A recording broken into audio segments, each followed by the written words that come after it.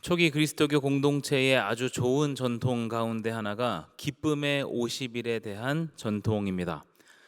기쁨의 50일이란 부활절 이후부터 성령 강림절에 이르는 50일의 기간을 말하는데요. 초기 그리스도교 공동체는 이 기간을 하나의 절기로 정하고 축제의 마음으로 이 시기를 보냈다고 합니다. 예수님의 부활 이후의 행적을 돌아보면서 계속해서 부활의 의미를 되새긴 것이죠.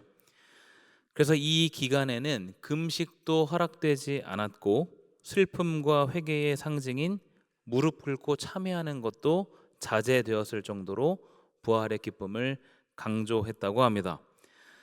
아마 교회 전통에서 금식을 자제한 절기는 이 절기가 유일하지 않을까 생각이 됩니다.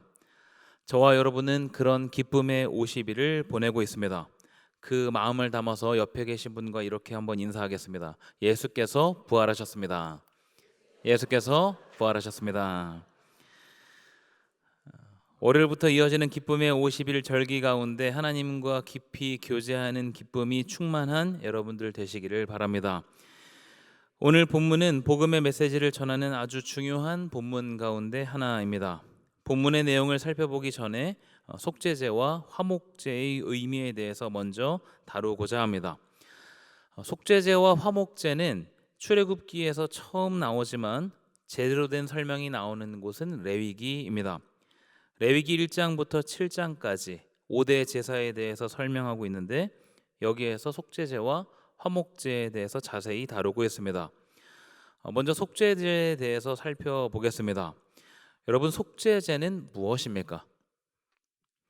속죄제는 죄를 용서받기 위해서 하나님께 드리는 제사이죠.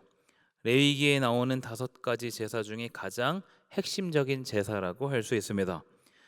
그런데 이 속죄제를 드리는 과정을 보면 굉장히 끔찍하다고 할 수 있는데 기본적으로 구약의 제사는 동물 제사를 이야기하기 때문입니다. 속죄제를 드리기 위한 첫 번째 과정은 죄를 지은 사람이 동물을 가지고 제사장에게 나오는 것입니다. 이때 제사로 쓰이는 동물은 반드시 가축이어야 합니다. 무슨 말입니까? 들이나 산에서 우연히 잡은 것을 가지고 제물로 사용할 수 없다는 이야기입니다. 왜 가축으로 제사를 드려야 할까요? 아무 것으로 대충 해도 되는 것이 아니라 하나님께 제사를 드리는 그 사람이 직접 땀 흘려 기른 그 짐승으로 정성을 들여야 한다는 의미입니다. 이렇게 자신이 직접 기른 짐승을 가지고 제사장에게 나옵니다. 그리고 두 번째 과정으로 죄를 지은 사람은 자신이 가지고 온 그 가축의 머리에 안수합니다. 자신의 죄를 이 동물에게 전가한다는 의미가 있습니다. 그리고 마지막 세 번째 과정입니다. 죄를 지은 사람이 그 동물을 직접 각을 떠서 죽이고 가죽을 벗기고 내장을 손질합니다. 누가 한다고요? 죄를 지은 사람이 하는 겁니다. 이 제사의 과정이 어떻습니까? 굉장히 끔찍하죠. 굉장히 끔찍하지만 속죄제를 통해서 한 가지 메시지를 확실하게 알 수 있습니다. 피 흘림이 없이는 죄 사함이 없다. 하나님 앞에 죄를 지으면 그 대가는 죽음입니다. 그런데 속죄제를 통해서 죄를 용서받을 수 있는 것이죠. 이 대가로 필요한 것이 속죄 제물입니다. 레위기 17장 11절 하반절입니다. 생명이 피에 있으므로 피가 죄를 속하느니라. 죄를 지은 사람이 흘려야 되는 피를 속죄 제물이 흘리기 때문에 죄를 용서받습니다. 그렇게 한 번 더 기회가 주어지는 것이죠. 오늘 본문의 말씀을 다 같이 다시 한번 읽어보겠습니다. 로마서 3장 25절입니다. 같이 한번 읽겠습니다. 이 예수를 하나님이 그의 피로써 믿음으로 말미암는 화목제물로 세우셨으니 이는 하나님께서 길이 참으시는 중에 전에 지은 죄를 간과하심으로 자기의 의로우심을 나타내려 하심이니. 예수 그리스도께서 그의 피로써 믿음으로 말미암는 화목제물이 되었다라는 표현입니다. 우리 성경에 아주 중대한 오역 가운데 하나가 바로 이 구절입니다. 로마서 3장 25절, 저희가 방금 읽은 이 구절은 예수님을 가리켜서 화목제물이라고 말합니다. 이것과 동일하게 요한일서 2장 2절도 예수님을 가리켜서 화목제물이라고 말하는데요. 이 두 군데에서 화목제물이라고 번역한 단어는 대속물, 그러니까 속죄 제물로 번역하는 것이 정확합니다. 예수님께서는 이 땅에 화목제물로 오신 것이 아닙니다. 대속물로 자기 목숨을 내어주려고 오신 것이죠. 속죄제의 의미를 생각해 보면 정말 그렇다는 것을 알 수 있습니다. 예수님께서 자신의 몸을 희생제물로 내어주셨습니다. 구약에 기록된 속죄제 규정대로라면 동물을 바쳐야 하는데 예수님께서 자신의 몸을 단번에 드리셨습니다. 히브리서 9장 12절입니다. 염소와 송아지의 피로 하지 아니하고 오직 자기의 피로 영원한 속죄를 이루사 단번에 성소에 들어가셨느니라. 염소나 송아지의 피가 아닌 예수님께서 자신의 피를 십자가에서 흘리십니다. 예수님께서 십자가상에서 돌아가신 이 사건은 구약의 속죄제를 완성하신 사건입니다. 그래서 우리는 지금 더 이상 동물 제사를 드리지 않습니다. 그 제사는 이제 마침표를 찍었기 때문입니다. 예수님께서는 화목제물이 아닌 속죄제물로 이 땅에 오셨습니다. 그리고 영원한 속죄를 이루어 주십니다. 그러면 화목제란 무엇입니까?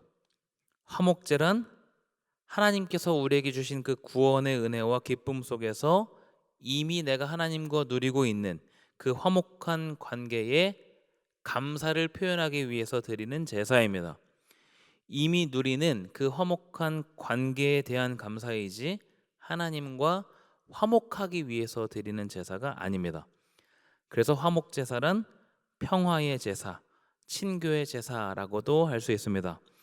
화목제의 규정을 한번 살펴보겠습니다. 화목제도 동물 제사인 것은 동일합니다. 그런데 속죄제와 아주 큰 차이가 있는데요. 동물을 바치고 하나님과 제사장에게 돌린 그 몫을 제외하고는 제사를 드린 사람이 그 제물을 돌려받는다는 차이가 있습니다. 이 돌려받은 제물, 그러니까 고기는 제물을 드리는 사람이 먹을 수 있는 것이죠. 자기가 기른 가축을 자기가 돌려받아서 먹는데 이것이 어떻게 친교의 제사입니까? 혼자 먹지 않기 때문에 이것을 친교의 제사라고 할 수 있습니다. 화목제물은 종류에 따라서 조금 다른데요. 감사제는 제물을 바친 당일에 전부 먹어야 합니다. 그리고 서원제와 자원제는 제물을 바치고 이틀 안에 전부 먹어야 합니다. 여러분, 소 한 마리를 혼자서 먹을 수 있겠습니까? 당연히 불가능하죠. 시간이 오래 걸린다면 먹을 수 있겠지만 이틀 안에 소 한 마리를 먹을 수 있는 사람은 없을 것입니다. 이 화목제물을 먹는 기간을 정해둔 이유는 자이든 타이든 이웃과 함께 나누어 먹기 위한 목적 때문입니다. 이웃을 잘 섬기는 사람이든 인색한 사람이든 어차피 못 먹은 것은 전부 불태워서 없애야 하기 때문에 함께 먹는 친교의 제사가 될 수 있었던 것이죠. 이렇게 화목제는 감사와 섬김이 핵심입니다. 이미 나에게 허락하신 복에 대한 구원의 은혜에 대한 감사와 감격으로 그것을 이웃과 함께 나누는 것입니다. 이런 의미를 생각해 본다면 본문에서 예수님을 화목제물이라고 표현하는 것은 더 맞지 않다는 것을 알 수 있습니다. 화목제물이란 화목하게 하기 위한 제사가 아니기 때문입니다. 모든 그리스도인들은 속죄 제물이 되신 예수 그리스도로 인해서 구원의 은혜를 누리게 되었습니다. 또 예수님께서는 부활의 첫 열매가 되셔서 부활이 무엇인지 몸소 보이셨습니다. 그리고 우리에게도 동일하게 부활의 소망을 허락하셨습니다. 때문에 같은 믿음을 갖고 있는 우리는 마지막 때에 예수님과 같은 신령한 몸을 덧입게 됩니다. 우리가 보여야 할 마땅한 반응은 우리 자신을 화목제물로 드리는 것입니다. 본문은 잘못 번역이 되어서 예수님을 화목제물이라고 표현하고 있지만 예수님께서는 속죄제물이 되셨고 그런 예수님으로 인해서 은혜를 입은 우리가 화목제물이 되는 것입니다. 우리를 화목제물로 드린다는 것은 다음과 같은 의미가 있습니다. 첫 번째, 꽉 움켜쥔 손을 펴서 베푸는 삶을 사는 것입니다. 베푼다는 것은 내 삶에 영향을 주지 않는 적당한 선을 이야기하는 것이 아닙니다. 지금 이 순간에 내가 할 수 있는 최선을 나누는 것을 이야기합니다. 예수님 주변에는 많은 부자들이 있었습니다. 이들을 크게 두 부류로 구분하자면, 하나는 하나님보다 재물을 더 크게 여긴 사람이고, 다른 하나는 재물보다 하나님을 더 크게 여긴 사람이라고 할 수 있습니다. 재물과 하나님 중 어디에 더 우선순위가 있는지에 따라서 구분할 수 있는데요. 마태복음과 마가복음, 누가복음에 모두 등장하는 하나의 사건이 있습니다. 예수님께 영생을 얻는 방법에 대해서 물은 한 사람에 대한 이야기입니다. 이 사람이 예수님을 찾아와서 영생을 얻는 방법을 물었고, 예수님께서는 십계명에 대해서 말씀하시면서 계명대로 사는 삶이 그 비결이라고 말씀하십니다. 그때 그 사람은 자신이 어려서부터 이 계명을 다 지켰다라고 이야기합니다. 그 말은 사실이었겠지만 예수님께서 보시기에 부족한 것이 있었습니다. 마가복음 10장 21절입니다. 같이 한번 읽어보겠습니다. 예수께서 그를 보시고 사랑하사 이르시되 내게 아직도 한 가지 부족한 것이 있으니 가서 내게 있는 것을 다 팔아 가난한 자들에게 주라. 그리하면 하늘에서 보화가 내게 있으리라. 그리고 와서 나를 따르라 하시니 너에게 있는 것을 다 팔아서 가난한 자들에게 주어라. 이 명령은 쉬운 명령입니까? 어려운 명령입니까? 어디에 우선순위가 있는지에 따라서 답이 다를 수 있겠죠. 이 사람은 예수님의 말씀을 듣고 근심했습니다. 왜 그럴까요? 재물이 많았기 때문입니다. 마가복음 10장 22절입니다. 그 사람은 재물이 많은 고로 이 말씀으로 인하여 슬픈 기색을 띠고 근심하며 가니라. 마가복음 10장 22절은 재물이 많았기 때문에 슬픈 기색을 띠고 근심하며 갔다라고 말하는데, 더 정확하게는 재물이 많았기 때문이 아니라 그 재물을 쥔 손을 펼 수 없었기 때문입니다. 반면 예수님을 만나고 180도 바뀐 사람이 있죠. 누가복음 19장에 등장하는 삭개오입니다. 삭개오는 세리장이었기 때문에 아마 부정한 방법으로도 많은 이득을 취했을 것입니다. 그런데 예수님께서 삭개오를 만나셨을 때 예수님이 먼저 말씀하신 것도 아닌데 삭개오가 이렇게 말합니다. 누가복음 19장 8절입니다.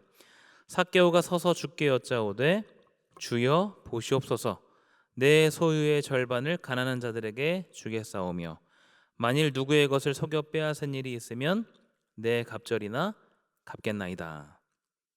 소유의 절반을 가난한 자들에게 주고 속여 빼앗은 것은 네 배로 갚겠다라고 말합니다. 절반이라는 규정은 어디에 있습니까? 이런 규정은 없습니다. 삭개오가 예수님을 만나서 스스로 결단한 내용입니다. 손에 가득 쥐고 있는 재물을 내려놓는 아주 쉽지 않은 결정이라고 할 수 있습니다. 그 외에 초기 그리스도교 공동체는 전 재산을 바친 바나바, 물질로 제자들을 도운 수많은 사람들을 소개합니다. 그 사람들이 그렇게 할 수 있었던 이유는 무엇입니까? 돈이 많았기 때문입니까? 그것이 아니라 재물보다 하나님이 우선이었기 때문입니다. 재물보다 하나님이 우선인 사람이 자신의 손을 펴서 베풀고 나눌 수 있습니다. 예수 그리스도의 제자로 살아가는 여러분, 지금 이 순간에 우리가 할 수 있는 최선을 베풀고 나누는 삶을 살아가기를 바랍니다. 두 번째로, 사람이 되기까지 낮아지신 주님을 본받아서 나도 낮아지는 것입니다. 예수님의 낮아짐은 인간의 언어로는 표현하기가 어렵지만 종과 같은 자리, 노예와 같은 자리라고 빗대어서 표현할 수 있습니다. 지금은 종과 노예가 없기 때문에 이런 비유도 사실 우리에게 쉽게 와닿지 않죠. 쉽게 말해서 사람 취급을 받지 못하는 존재라고 이야기할 수 있습니다. 고대까지 가지 않더라도 중세시대에도 노예제도가 만연했고 우리나라도 조선시대까지 노예가 존재했습니다. 그러면 지금 우리가 종과 같이, 노예와 같이 낮아진다는 것은 어떤 의미입니까? 시중 들듯이 다른 사람들을 떠받들고 굽신굽신해야 된다는 이야기입니까? 그것도 낮아짐의 한 형태라고는 할 수 있겠지만 주님께서 보여주신 낮아짐은 그런 낮아짐은 아닐 것입니다. 빌립보서 2장 3절 하반절입니다. 오직 겸손한 마음으로 각각 자기보다 남을 낮게 여기고, 겸손한 마음으로 자기보다 남을 낮게 여기는 것입니다. 다른 사람을 나보다 더 낫다, 더 훌륭하다라고 생각하는 것이죠. 쉬운 일입니까? 결코 쉬운 일이 아닙니다. 지금은 다 자기 잘난 맛에 살아가는 시대이기 때문에 자기를 드러내면 드러냈지, 나보다 남을 더 드러내고 남을 더 높이 세우는 일은 미덕이 아니라 미련한 일로 치부되기 마련입니다. 그런데 내가 아닌 남을 더 높이 세운다? 정말 쉽지 않은 일입니다. 물론 대상에 따라 차이가 있을 수 있죠. 누가 봐도 존경할 만한 사람이라면 당연히 그 앞에서 겸손한 태도를 가질 수 있습니다. 그런데 누가 봐도 문제가 많은 사람이라면 그 사람 앞에서 겸손한 태도를 가질라야 가질 수 없습니다. 그런데 빌립보서 2장에서 말하는 남에는 대상을 구분하지 않고 있습니다. 대상을 구분하지 않고 상대방을 나보다 더 높게, 더 훌륭하게 여기는 태도, 그런 태도를 가리켜서 그리스도 예수의 마음이라고 이야기합니다. 예수님보다 훌륭한 사람이 있습니까? 아니면 예수님보다 더 존경받을 만한 사람이 있습니까? 그런데 그런 예수님께서 자기보다 훌륭한 사람 앞에서 겸손한 태도를 가지신 것이 아니라 자신의 제자들 앞에서 겸손한 태도를 가지셨습니다. 그리고 그 사람들을 예수님께서 더 낫다라고 여겨주시고 발을 씻어주셨습니다. 대상을 구분하지 않고 남을 나보다 높이 세우는 자세를 가리켜서 낮아짐이라고 이야기합니다. 세 번째로 이웃과 함께 기뻐하고 그 기쁨을 나누는 것입니다. 화목제는 기본적으로 잔치의 의미가 있습니다. 감사의 마음으로 이웃과 함께 나누고 즐거워하는 것이기 때문이죠. 화목제를 드린 예를 살펴보면 이스라엘의 처음 왕을 세웠을 때를 예로 들 수 있습니다. 사사들이 다스리던 시기에서 왕들이 다스리던 시기로 전환이 되고 이스라엘의 제일 처음 왕이 된 사람은 사울입니다. 하나님께서 사울을 택해서 기름을 부으셨고 온 이스라엘 중에 사울을 왕으로 삼으셨습니다. 사무엘상 11장 15절입니다. 모든 백성이 길갈로 가서 거기서 여호와 앞에서 사울을 왕으로 삼고 길갈에서 여호와 앞에 화목제를 드리고 사울과 이스라엘 모든 사람이 거기서 크게 기뻐하니라. 이스라엘의 처음 왕을 세운 날 모든 사람들은 기쁨이 가득했고 이때 하나님께 화목제를 드립니다. 이어지는 내용이 나오진 않지만 화목제물의 고기를 함께 나누어 먹고 잔치를 즐겼음을 추측해 볼 수 있습니다. 또 다윗이 언약궤를 옮겼을 때도 예로 들 수 있습니다. 사무엘하 6장 16절에서 17절입니다. 여호와의 궤가 다윗 성으로 들어올 때에 사울의 딸 미갈이 창으로 내다보다가 다윗 왕이 여호와 앞에서 뛰놀며 춤추는 것을 보고 심중에 그를 업신 여기니라. 여호와의 궤를 메고 들어가서 다윗이 그것을 위하여 친 장막 가운데 그 준비한 자리에 그것을 두매 다윗이 번제와 화목제를 여호와 앞에 드리니라. 가드 사람 오베데돔의 집에 있었던 그 언약궤를 다윗 성으로 가지고 올 때의 장면입니다. 언약궤는 하나님의 임재를 상징하기 때문에 그 어떤 것보다 중요하다고 할 수 있습니다. 그런 언약궤를 다윗 성으로 옮겨온 그때 다윗은 기쁨을 주체할 수 없어서 뛰놀며 춤을 춥니다. 그리고 번제와 화목제를 하나님께 드립니다. 사무엘하 본문에는 화목제를 드렸다라는 이야기까지 나오지만 이 화목제의 고기를 같이 나누어 먹는 이런 기쁨의 제사가 이어졌음을 우리가 알 수 있습니다. 이렇게 화목제는 하나님께서 나에게 허락하신 것에 대한 감사의 의미를 담고 있기 때문에 기쁨이 넘치고 그것을 이웃과 함께 나누는 것으로 연결됩니다. 우리 교회도 자녀들이 결혼을 하게 되면 감사의 의미로 교인들에게 떡을 나누기도 하죠. 또 지난 주일은 부활절 주일이었기 때문에 이 부활의 기쁨을 나누기 위해서 모든 성도들에게 교회에서 떡을 준비해서 나누기도 했습니다. 뿐만 아니라 우리는 개인적으로 좋은 일, 기쁨을 나누고자 하는 일이 있을 때 개인적으로 다른 사람들에게 식사를 대접하기도 합니다. 이 모든 일들은 우리가 오늘날 실천할 수 있는 하나의 화목제라고 말할 수 있습니다. 화목제의 핵심은 하나님께 감사하는 것, 그것뿐 아니라 그 기쁨을 주변 사람들과 나누는 것에 있습니다. 레위기에 등장하는 5가지 제사 중에 유일하게 화목제만 나누어 먹습니다. 그것은 하나님께 예물을 드린다는 의미도 있지만 이웃과 함께 나누는 것에 더 큰 핵심이 있다는 것을 이야기합니다. 우리는 오늘 하루도 수많은 감사의 제목을 안고 살아갑니다. 나는 오늘 좋은 일이 없었는데 라고 생각하시는 분이 혹시 계십니까? 이 자리에 앉아서 하나님을 예배할 수 있는 것 자체가 굉장히 큰 감사입니다. 다른 사람을 위해 기도할 수 있다는 것도 감사이고 좋은 공동체에 속해 있다는 것 역시 감사입니다. 예전에 한때 감사일기를 적는 것이 붐이 됐던 적이 있습니다. 저도 그때 감사의 제목들을 하루에 3가지씩 적어봤었는데요. 감사의 제목을 매일 3가지씩 적다 보면 굉장히 신기한 점을 발견하게 됩니다. 이것을 적지 않을 때는 몰랐던 감사의 내용들이 굉장히 많다는 사실입니다. 떠올리고 정리하지 않으면 그저 그런 일로 치부되기 마련이지만 하나하나 정리하면서 적어보면 하나님께서 신실하게 응답하고 일하고 계신다는 사실을 더 확실하게 알게 됩니다. 기쁨의 50일을 보내는 여러분 모두에게 한 가지 도전합니다. 감사의 제목을 적는 것을 도전하는 것이 아니라 감사의 제목이 있다면 그것을 다른 사람들과 나누는 것입니다. 차 한 잔 대접하는 것도 좋고 밥 한 끼 대접하는 것도 좋을 것 같습니다.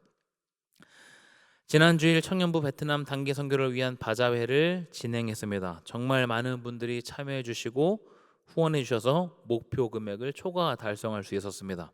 잠시 사진을 보여드리겠습니다. 처음 시작했을 때의 모습이고요. 많은 청년들이 참여했습니다. 주일날 이제 2층 로비에서 저희가 바자회를 진행했고 많은 분들이 이제 후원을 해주셨습니다. 저렇게 이제 목에 바자회에 관한 내용을 적어서 저렇게 인사하시는데 옆에 서가지고 홍보하기도 했습니다. 이 오후 1시까지 진행이 됐었는데요. 많은 분들이 참여해 주셨습니다. 예, 처음 시작할 때 찍었던 단체 사진입니다. 저희가 처음 예상했던 금액보다 훨씬 많은 금액을 이제 모금하게 되었고 이 후원금은 베트남 단기 선교 중에 사랑의 집 짓기 사역과 기타 사역을 위해서 전액 사용됩니다. 우리 각자에게 주신 하나님의 은혜가 충만하고 그 은혜를 나누고자 선교 후원에 많은 분들이 동참하신 것이죠. 이런 일들이 대표적으로 감사를 나누는 일입니다. 로마서 3장 25절의 본문 말씀을 함께 살펴봤습니다. 예수님께서 이 땅에 속죄 제물로 오셨습니다. 십자가에 달리신 그 희생으로 우리에게 구원의 복을 허락하셨습니다. 이제 우리는 화목 제물로서 나에게 있는 것을 베풀고 나누는 삶, 나보다 남을 낮게 여기는 삶, 이웃과 기쁨을 나누는 삶을 살아야 할 의무가 주어졌습니다. 속죄 제물로 오신 예수님으로 인해서 주어진 자리에서 화목 제물로 살아가는 저와 여러분이 되기를 간절히 소망합니다. 함께 기도합니다. 자신의 아들을 내어주기까지 우리를 사랑하신 하나님 아버지, 그 사랑에 힘입어 살아간다고 하면서도 자꾸만 현실에 얽매여 살아갈 때가 많음을 고백합니다. 이미 나에게 허락하신 은혜를 누리기보다 내가 갖지 못하는 것에 눈을 돌리고 탐욕에 눈이 멀었던 모습이 있진 않았나 돌아봅니다. 십자가상에서 죽기까지 낮아지신 주님의 모습을 돌아보며 구원의 은혜를 허락하신 그 사랑에 감격하며 우리도 주어진 자리에서 다른 사람들에게 손을 내미는 삶을 살아가게 하옵소서. 내 힘과 능력으로는 부족하오니 성령 하나님께서 함께 하시고 우리에게 그런 의지와 믿음도 허락하옵소서. 그렇게 주어진 자리에서 화목제물로 드려지는 산제물 되게 하옵소서. 우리 주 예수 그리스도의 이름으로 기도드리옵나이다. 아멘.